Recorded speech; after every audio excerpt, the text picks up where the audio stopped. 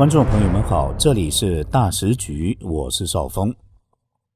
中共海警船进入钓鱼岛海域巡航，中日紧张关系升级。与此同时，中共发动台湾特定政坛人物及亲中名嘴、组织等发表反日言论，中共的复合式威胁让台湾和日本都成为受害者。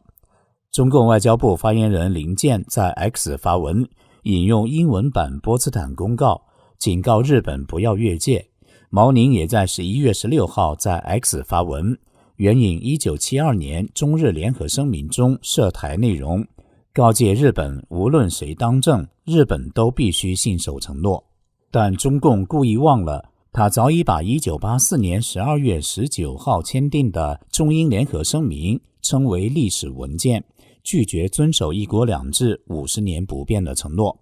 这玩的是哪一出？不就是妥妥的双重标准吗？在中共眼里，日本是二战战败国，就要摇着尾巴做人。没想到高市早苗这么霸气，把习近平气得暴跳如雷，连夜指示外交部与日本驻华大使严正交涉，步步紧逼，致使事态步步升级。究其原因，很可能是习近平在川普面前放软，没敢提台湾议题，感觉很没面子，一肚子气没处发泄。刚好高市早苗送来软柿子，本想痛快地发泄一番，没想到踢到铁板，还起到了相反的作用，巩固了美日之间坚不可摧的同盟关系。11月16号，中共海警一份声明称，一支海警船编队已经进入钓鱼岛，日方称间隔诸岛海域进行维权巡航，这显示中日紧张关系仍在继续升级。同一天，中华民国国防部过去24小时内共侦获30架次共军军机和7艘舰艇在台海周边活动。此前一天，中华民国国防部表示，中共再度进行了所谓联合战备警巡，目的是骚扰台湾周边的空域和海域。台湾方面则派出了军机和舰艇进行全程监控。台媒上报11月15号报道，中华民国副总统萧美琴突袭访欧，大获成功。蔡英文随后完成欧洲访问行程返国，他还透过脸书发文高喊，强调让世界看见台湾是所有人的责任，台湾需要我，我就会在。恰在此时，日本首相高市早苗发表台湾有事、日本有事的言论，令中共暴跳如雷，激烈跳脚，同步对台湾及日本两战线开战。继召见日本大使等一连串动作之后，中共外交部领事司发布对日旅游警示，随后中共海事局网站于翌日发布航行警告，将于17至19日每天凌晨0时到晚上12时在黄海中部部分海域实行实弹射击，演习区域接近中韩专属经济区重叠海域，战略敏感性高，明显针对日本而来。与此同时，中共发动台湾特定政坛人物及亲中名嘴、组织等发表反日言论。中华民国国安人士分析，北京的主要目的之一，应是为了转移萧美琴与蔡英文成功出访。外交人士研判，中共接连遭遇挫败，接下来极有可能发动高调反制作为，包括在台湾内部发动舆论战，以及国际间的打压作为等。一方面挫挫台湾的锐气，更重要的是对中国国内有所交代，台湾方面必须严阵以待。知情人士直言，采取言语暴力、经济打压与军事恫吓并行的模式，已成为中共对外施压的典型手法，属于国际安全研究中所称的复合式威胁。台湾和日本都是受害者。中共外交部发言人林健11月15号在社交平台 X 上发布英文版波茨坦公告节选，节选内容是波茨坦公告第8条。从公告上下文来看，这一条主要确定战后日本的领土范围和重申日本归还占领的他国领土。林健写道，开罗宣言之条件必将实施，而日本之主权必将限于本州、北海道、九州、四国及无人所决定其可以领有之小岛在内。随后，中共外交部发言人毛宁11月16号也在社交平台 X 上援引1972年中日联合声明中涉台内容，用英语、日语双语发布4张海报，表示日方无论谁当政，日本都必须信守承诺。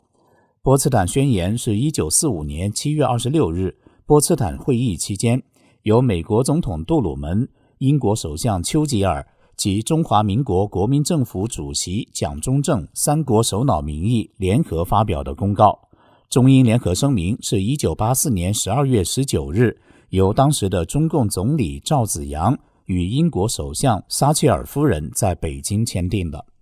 该联合声明承诺，香港现行社会经济制度和生活方式50年不变，在一国两制下享有不同于中国内地的自由与司法独立。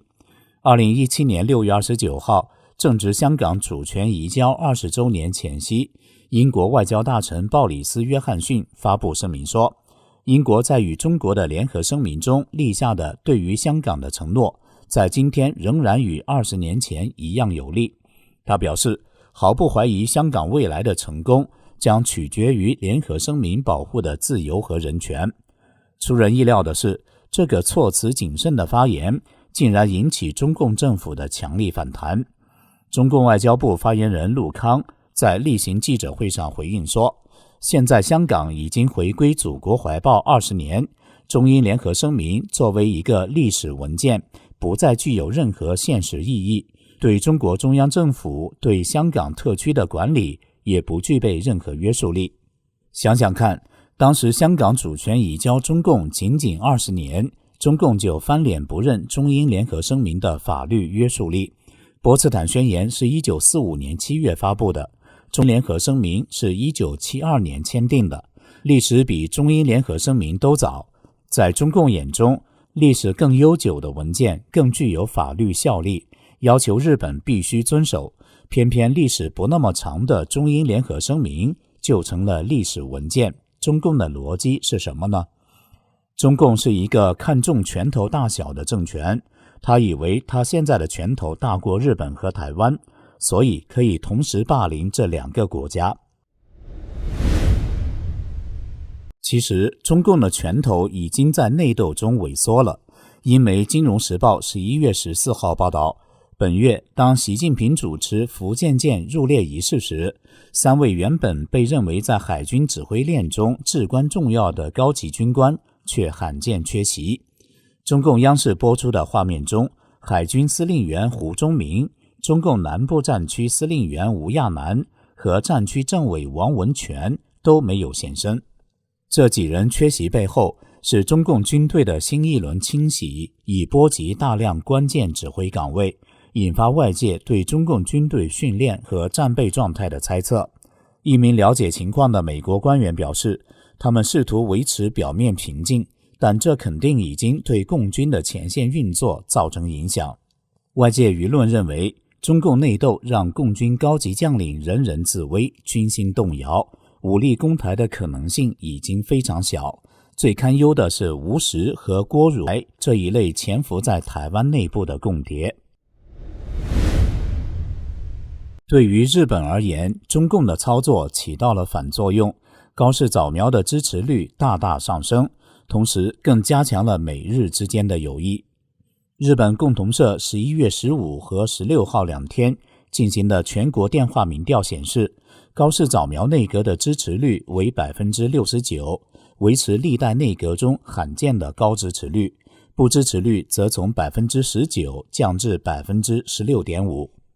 报道指，鉴于高市在国会答辩中称台湾有事可能构成可行使集体自卫权的存亡危机事态，调查中询问了受访者是否赞成，结果显示赞成加上倾向于赞成占比 48.8%， 表示反对的占 44.2%。 对于高市提出的增加防卫费以强化防卫力的方针， 60.4% 的受访者表示赞成， 34.7% 的受访者表示反对。共同社另报道指，日本政府正努力应对中共对高市在国会涉台答辩的日益强烈的反弹。尽管日本政府拒绝中共要求高市早苗撤回言论的要求，日政府消息人士对此称，我们根本无法满足，但同时日本政府也担心反制措施可能带来经济后果，例如限制稀土出口。虽然日本政府呼吁举行首脑级别对话以缓和紧张局势，但阻力似乎很大。报道指，中共的反应已升级到呼吁其国民避免前往日本的地步，这超出了日方的预期。一位政府官员表达了担忧，并称我们现在正处于十字路口，如果事态继续恶化，可能会升级为经济报复。共同社报道称，日本希望高市首相与中共总理李强能在20国集团峰会期间举行会晤，但一位外务省消息人士透露，一切都还没有定论，也不知道会发生什么。中共对日本步步紧逼，美国驻日大使戈拉斯连日发文讽刺。11月15号，他在社群平台 X 上传一张圣诞卡图片，感谢中共驻日大使吴江浩、驻大阪总领事薛健等中共战狼为进一步加深坚不可摧的日美同盟所付出的努力。